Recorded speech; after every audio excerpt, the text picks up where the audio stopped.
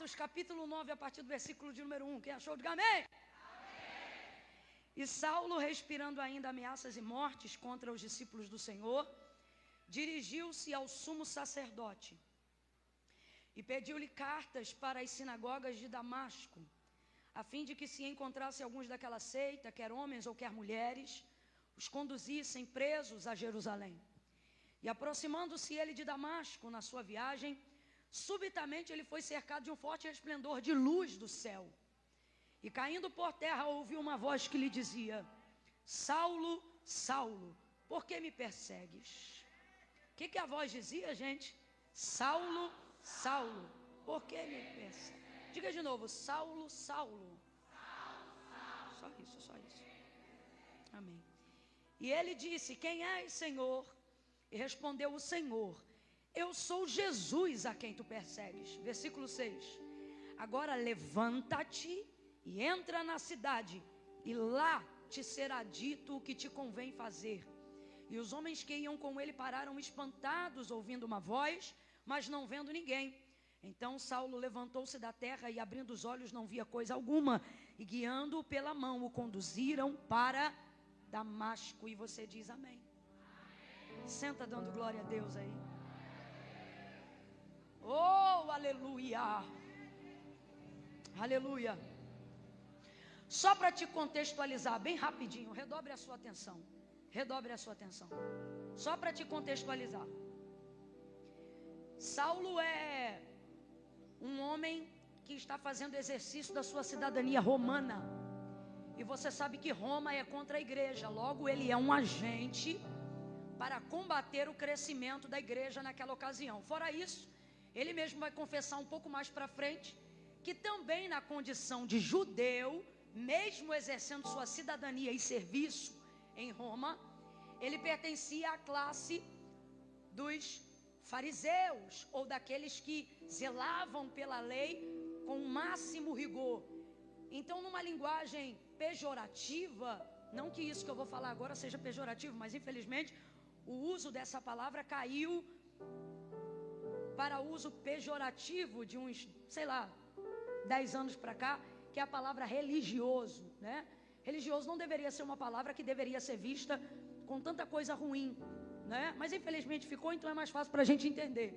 Então ele era extremamente religioso e extremamente criterioso quanto ao seu serviço romano. Por isso o nome que ele vai usar depois da sua conversão, que também certamente era um nome muito mais utilizado antes da sua conversão, não era o nome Saulo, era o nome Paulo.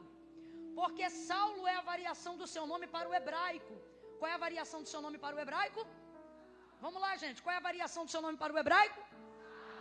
E ele, na verdade, está no exercício de sua cidadania romana e não judaica. Então, por isso, obviamente, ele é muito mais conhecido como Paulo do que como Saulo. Tanto é que quando você vai ler o texto escrito no grego, não que eu leia o grego, quem me dera, mas através do estudo a gente vai compreendendo uma coisinha e outra. Quando você vai ler o texto, se você for ler no grego, você vai perceber que o nome dele não aparece traduzido de outra maneira, senão no hebraico. Um exemplo para você entender. Está tudo escrito no grego, no capítulo 9, bem como nos evangelhos do Novo Testamento. Está escrito no grego. Mas na hora que escreve o nome Saulo, quando Jesus o chama, Saulo, Saulo, ali não está escrito no grego e nem foi traduzido do grego para o português ou para qualquer outra língua. Ali está escrito em hebraico, não está escrito Saulo, Saulo, está escrito Shaul, Shaul, que traduzido para português seria Saul, Saul. E o que significa o nome Saul, Saul? Pedido foste a Deus. Então eu vou te perguntar, o que significa o nome Saul? Então você e eu no português a gente vai ler na tradução Saulo, Saulo, mas Jesus no encontro com ele não está chamando ele de Saulo, está chamando ele de Saul, Shaul, Shaul, que é o nome do primeiro rei de Israel. E por isso há tanta carga e tanto significado nesse nome, não só na sua variação de tradução etimológica, mas no peso profético que esse nome também carrega, porque o texto diz que o Senhor não queria que o povo de Israel tivesse um rei. Quem lembra disso?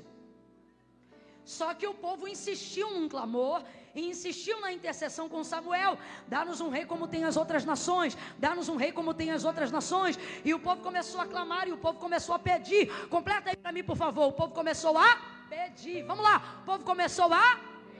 E o povo pedia a Samuel para que Samuel pedisse a Deus. Pedia a Samuel para que Samuel pedisse a Deus. Então veja, Israel ter um rei não foi da vontade de Deus, mas visto que Deus decidiu atender o clamor do povo, o próprio Deus escolheu que rei seria a resposta desse clamor. E esse rei foi? Quem lembra? Esse rei foi? Não à toa, Saul significa exatamente o que eu acabei de lhe dizer, que é o quê? Pedido foste a Deus. Pedido foste a Deus. Guarde essa informação. O que significa o nome Saul? Então, quando Jesus não chama Paulo no caminho de Damasco, na sua conversão, pelo seu nome mais conhecido, que era Paulo, mas chama ele de Saulo, que é Saul, que é Shaul, Jesus está falando o que com ele naquele diálogo, através da interpretação do seu nome.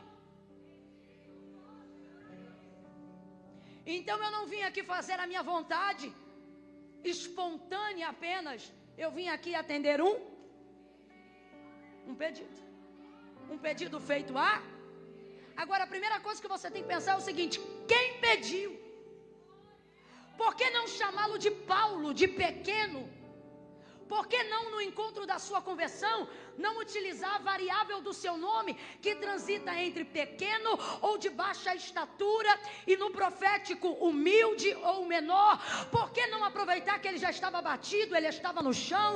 Por que não ver ele nessa condição e já não trazer um nome que combinava mais, aparentemente, com a circunstância de Saulo naquele momento, quando ele vai com o rosto em terra, cercado pelo forte resplendor de luz, que era a presença de Jesus, que foi encontrá-lo pessoalmente na entrada do caminho da porta que dava para Damasco? Por que não dizer Paulo, Paulo? Por que dizer Saulo, Saulo? Porque ele está ali para atender um pedido feito a Deus. Agora a pergunta é: quem pediu? Catuca duas pessoas aí, pergunta: quem pediu? Quem é que pede? Quem é que faz um clamor desse, gente? Quem é Saulo? Ou quem é Paulo? Alguém que está na condição de um dos mais severos perseguidores e impedimentos da igreja. Olha como é que ele vai chegando no caminho de Damasco, respirando ainda ameaças e morte contra os discípulos do Senhor. Ele acreditava que o que nós chamamos de evangelho nada mais era do que uma seita daquela época. E ele, como alguém extremamente religioso, se achava empoderado do direito de arrebentar com essa seita. Então ele vai pedir cartas de autorização para entrar em Damasco. Veja, ele está tão focado na perseguição contra a igreja, que ele vai pedir cartas, porque ele não tinha jurisdição para entrar em Damasco, onde a obra crescia. É como se ele estivesse fazendo hora extra de graça para o Império Romano. Tão focado ele está naquela missão. E aí, dentro desse contexto, por que Deus não o chamaria, porque Jesus não o chamaria na variável do seu nome, que era o nome pelo qual os romanos também lhe chamavam, que não era Saulo, mas que era Paulo, porque esse é o nome de exercício da sua cidadania romana. Mas por que então o Senhor vem e diz: Shaul, Shaul, pedido foste a Deus? Ai, irmãos, essa colocação normalmente assusta a maioria das pessoas, principalmente se você já morou ou mora numa região de alto índice de violência. Se alguém chegar perto de você e falar assim: fulano está perdido, você já sabe o que isso significa. Ou você nasceu rico de berço e nunca entendeu essa linguagem. Rico de berço, glória a Deus. Eu sou do Rio de Janeiro, e se alguém chegar para você e falar: fulano, ciclano está perdido, é a mesma coisa de dizer: está perdido, perdeu a vida, alguém o jurou, alguém o pegará, ele pagará por algo que fez. Só que a maneira como o Senhor anuncia isso na conversão de Saulo no caminho de Damasco, não é de uma maneira desesperançosa, mas é de uma maneira nova, que aponta para um novo caminho de vida. Deus está chamando ele por um nome que ele não era comumente chamado, por dois motivos. Primeiro, eu não estou te chamando pelo nome da tua reputação, eu estou te chamando pelo nome da tua origem. Eu conheço a tua essência. Todas as vezes que Deus for encontrar com você, todas as vezes que Ele quiser te dar um novo rumo e uma nova direção para a tua vida, a quantidade de seguidores do teu Instagram não vai impressionar Deus. A quantidade de métodos que você aprendeu para estabelecer contato, contratos, empresas, não vai impressionar Deus. Quando Deus chama um homem, Deus não visita a reputação desse homem, Deus visita seu caráter, Deus visita a sua essência. Depois de Pedro aparentemente já está totalmente convertido, Jesus vai repreendê-lo, porque percebe nele uma conduta que não combina com o caráter de quem será o primeiro apóstolo da igreja. E então Jesus, trazendo a revelação da sua entrega no Calvário, vai dizer como ele vai se entregar e como o Filho do Homem vai padecer. Nessa hora, Pedro, ao ouvir essas palavras, ele vai dizer: Senhor, não faça isso contigo mesmo. E aí o Senhor Jesus vai dizer para ele: para trás de mim, Satanás, tu que me serves de escândalo.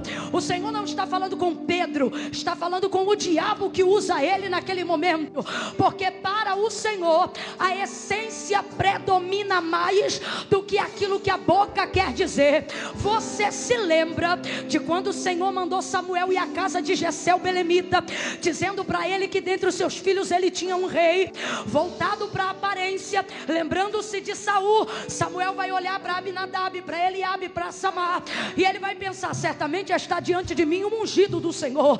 Mas a voz do Senhor vai bradar no coração de Samuel e vai dizer para ele: não te atente para a aparência, não olhe para a estatura, porque eu, o Senhor, não vejo como vê o homem.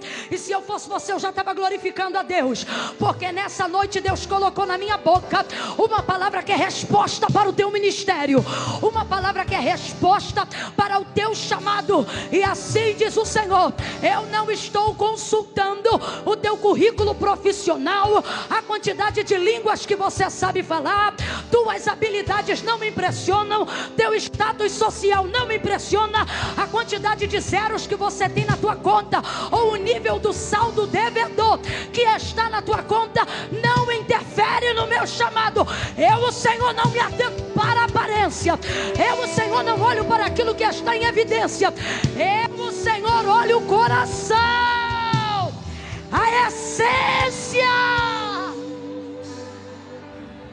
A essência.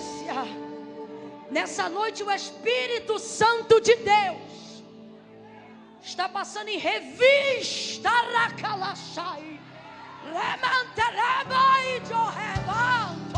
Ele está passando aqui, e eu não estou falando isso porque eu quero ouvir glória a Deus, não. Eu estou falando porque Ele está dizendo: eu estou passando em revista corações e ministérios.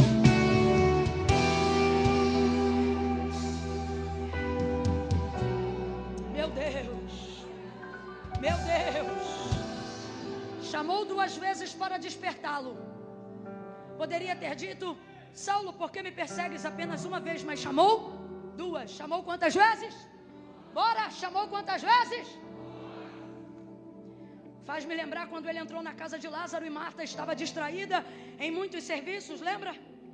E ele poderia ter dito: Marta, você está cansada em muitos serviços, mas ele não diz isso, ele diz: Marta, Marta, 2 vezes. Alguém pode pensar: nossa, como Deus me prova. E na verdade você deveria sair daqui nessa noite dizendo: nossa, como Deus me chama, como Ele insiste.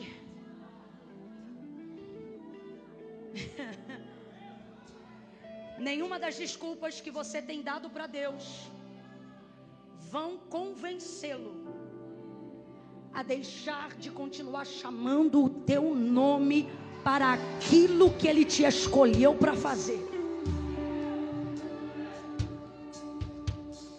Pedido foste a Deus. Quem eu vejo pedindo aqui? Quem eu vejo pedindo aqui? Não está no texto de Atos 9, mas eu vejo na Bíblia. Eu vejo a igreja clamando por Saulo, por Paulo. Por que, Camila, que você vê a igreja? Porque os últimos apóstolos, ou os fundadores da igreja primitiva, foram aqueles que caminharam ao lado do próprio Senhor Jesus. Foi uma mentoria direta. E o que Jesus ensinava para eles? Jesus não ensinava a revidar, mas a resistir. Você não vai ver Jesus dizendo: acabe com seus inimigos, destrua seus inimigos, mate os seus inimigos. Não, o que você vai ouvir Jesus ensinar a esses discípulos que se tornariam a futura igreja dele aqui na terra é: se te baterem em um lado, dá um soco nele. Foi isso, gente, que Jesus ensinou? Se te ferir de um lado da face, oferece a outra. Oferece a outra. Oferece a outra. É muito difícil isso, gente. Oferece a outra.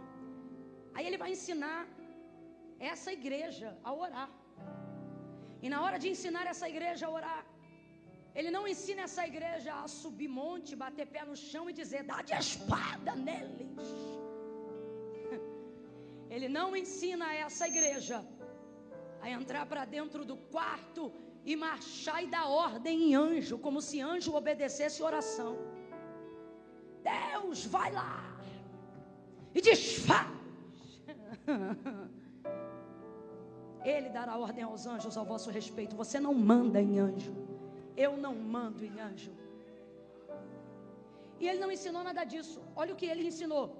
Quando vocês forem orar, orem assim pelos vossos inimigos. Ele disse: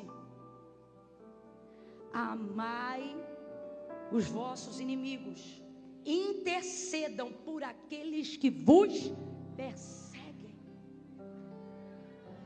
Pastor Hernani Santos tem uma frase que eu amo. Ele diz o seguinte no livro Corações Profundos, Revelações Profundas. Ele diz o seguinte: é impossível você ficar com raiva de quem você ora. E eu fiz o teste e é verdade. É impossível você nutrir ódio, mágoa, ressentimento de quem você torna alvo da tua súplica. Rapaz, é uma parada tão doida, tão doida, tão doida, que tu começa orando com ódio, tu começa orando com raiva, no final tu está com compaixão do miserável, achando que ele merece mais do que você, da bondade, da misericórdia de Deus. O Espírito Santo te envolve numa súplica, e quando você vê o ódio, não tem mais, a mágoa não tem mais. Guarde isso, você não gravar mais nada do que eu vou falar daqui para frente. É impossível você sentir raiva de quem é alvo da sua oração. Então, é uma orientação de Jesus. Ele disse: orai por aqueles que vos perseguem. Paulo era o que, gente? Ele era o que, gente? Abre essa boca em nome de Jesus. Ele era o que? Então você consegue imaginar essa igreja que foi discipulada por Jesus, esses pastores, esses apóstolos, esses ministros que foram discipulados e mentorados pelo próprio Filho de Deus em pessoa. Você consegue imaginar eles fazendo reuniões e dizendo: Jesus, vai lá, mata ele. Vocês conseguem imaginar isso? Alguém aqui consegue imaginar tamanha loucura? Você acha que esta igreja, quando se reúne para orar, levando em consideração a perseguição da igreja, você acha que eles estão orando pelos perseguidores, pedindo Deus para matar, pedindo Deus para destruir? Você acha que alguém como Pedro, que negou a Jesus 3 vezes, está orando, pedindo Deus para destruir quem está perseguindo a igreja? Alguém que foi alvo da misericórdia, alguém que foi alvo da segunda chance. Muitas vezes, através da intercessão, no chamado, encontramos um caminho mais rápido pedindo Deus para matar, encontramos um caminho mais rápido pedindo Deus para destruir. E por que esse caminho nos parece mais rápido? Porque esquecemos da misericórdia que Deus exerceu sobre nós. Camila, eu não estou entendendo. Vai entender agora que eu vou falar rasgado. Você só acha muito difícil Deus quebrantar um coração de alguém que tenta te destruir, levantar a vida de alguém que faz de tudo para te abater, porque você esqueceu-se do quão misericordioso Deus foi na tua redenção.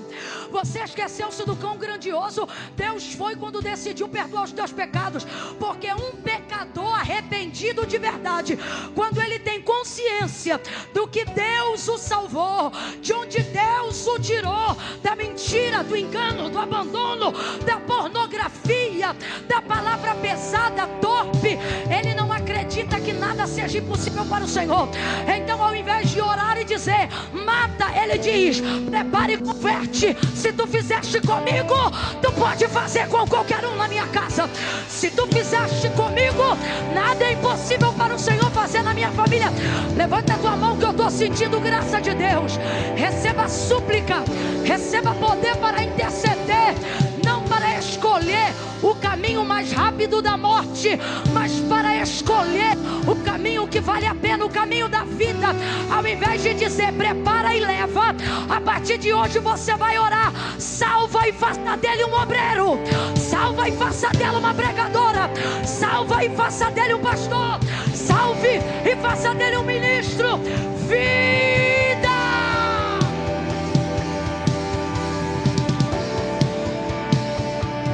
Os caminhos e as palavras do Senhor são palavras de vida e não de morte. Eu não posso aqui imaginar que a igreja está orando para Deus matar aqueles que a perseguem. E por que eu não posso imaginar isso? Porque não foi isso que o mentor dela ensinou para ela. Não foi isso que Jesus disse àqueles que pastoreariam o seu rebanho.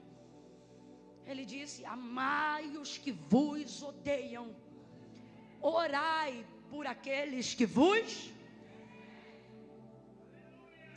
Você não ostenta poder de Deus pedindo para Deus matar. Você manifesta poder de Deus pedindo para Ele ter misericórdia, para que Ele alcance outras vidas como alcançou você. Então, por mais que ele fosse chamado de Paulo naquele dia, Jesus vai chamá-lo de... Que significa pedido foste? Porque eu imagino, e agora sou eu que estou dizendo, que o clamor da igreja não era mata, mas era salva. Salva. Eu acredito numa igreja que orava até por César. Eu acredito em uma igreja tão piedosa que orava até para que Roma fosse alcançada. Eu acredito que uma igreja empoderada de verdade, e um homem e uma mulher que foi chamado por Deus para exercer um ministério com verdade, ele não usa o seu poder para destruir, mas para edificar. Saul, Shaul, pedido foste a Deus, pedido foste a Deus. Agora, Camila, eu estou vivendo uma situação, irmãos, eu não planejei pregar isso que eu estou pregando agora, acredita? Não planejei. Mas é noite de resposta para intercessores aqui nessa noite. Para gente que precisa aprender a usar a unção que Deus deu, a direção que Deus está dando. Mas, Camila, como eu vou pedir? Como eu vou pedir por alguém que não quer ser pedido? Só que você não pede para quem precisa ser pedido, você pede para quem tem autoridade para receber pedido. Mateus capítulo 15, versículo de número 21 e diante, o texto vai narrar a história de uma mulher cananeia que, sabendo que Jesus ia passar pelas cercanias de Tiro e Sidom, saiu correndo atrás dele. E o texto diz assim: gritando pelas cercanias, ela clamava: Senhor, filho de Davi, tem misericórdia de mim, que minha filha está miseravelmente endemoniada. Senhor, e ela gritava sem parar. E os discípulos começaram a ficar constrangidos, porque o texto revela que Jesus queria passar em secreto naquele lugar. Só que essa mulher gritava: Senhor, filho de Davi, tem misericórdia de mim. E eu queria que você desse atenção ao clamor dela. Veja, ela não diz: Senhor, tem misericórdia da minha filha, mas ela foi lá buscar pela filha, porque quem estava endemoniada? A filha. E você conviver com uma pessoa sobre posse e domínio completo de demônios, é a mesma coisa que conviver com a morte, com perigo diário. Então ela queria viver essa libertação. Através da libertação da filha dela, ela também ficaria livre, porque nem todos os demônios prendem você. Às vezes a única maneira de prender você é prendendo quem você ama. Então ela clamava. Agora quem clamava era ela, não era a filha, porque a filha estava endemoninhada. Quem ainda está comigo, diga amém. Responda com inteligência. O Senhor responde clamor de endemoniado? Gente possessa por demônios ora? Gente com a mente cauterizada pelo erro ou pelo pecado, ela faz intercessão para Deus? Não. Então mais uma vez, Jesus tem compromisso com o demônio? Não. Então ela está lá pela filha, mas não é a filha que clama, é a mãe. Como ela sabe que a atenção do Senhor não é para o alvo da nossa busca, mas é para quem busca? Vou falar de novo. A atenção do Senhor não é para o alvo da nossa busca, mas para quem busca. Pedi e dá-se-vos-á. Buscai e achareis. Deus não está olhando quem você quer abençoar. Deus está olhando a maneira como você busca Ele para que Ele abençoe. Deus não está olhando quem precisa de libertação. Deus está olhando para quem o intercessor está clamando por libertação. Aí esta mulher vai dizer: Senhor, filho de Davi. Ela foi buscar a libertação da filha, mas ela não diz: tem misericórdia da minha filha. Pode olhar o texto em casa. Ela diz: tem misericórdia de mim, que minha filha está miseravelmente endemoniada. Então o que ela está dizendo? Senhor, tem misericórdia é de mim. E como é que eu estou pedindo para o Senhor manifestar que tem misericórdia de mim? A minha intercessão é que se tu tiveres misericórdia de mim, tu vai libertar ela. Se tu tiver misericórdia de mim, tu vai alcançar ela. Porque os ouvidos de Deus é para quem clama. Os ouvidos de Deus são para quem intercede. E por que eu estou pregando isso aqui nessa noite? Deus é minha testemunha que não era o que eu queria pregar. Porque Deus está dizendo: você não está sabendo usar a chave que eu te dei. Seu chamado está vivendo um nível de engessamento. Sua unção não está manifestando toda a libertação que ela poderia. Porque você olha para quem precisa e diz: fulano não vai querer Deus nunca, ciclano não vai aceitar Jesus nunca, o outro não vai largar a cachaça nunca. Você fica dizendo: Deus olha para ele, Deus olha para ela. E Deus está dizendo: eu não olho para quem está de costas para mim, eu olho para quem está diante de mim. Então você deveria estar clamando e estar dizendo: olha para mim, tem misericórdia de mim, porque eu sou tua serva. Eu vim no culto, ouça, eu ofertei, eu estou diante da tua presença. Eu vim aqui te clamar por aquilo que me aflige, eu vim aqui te buscar por aquilo que me incomoda. Filho de Davi, tem misericórdia de mim. Ela clamava e não parava. Filho de Davi, tem misericórdia de mim. Bata no teu peito e diga: de mim, diga de mim. Meu Deus.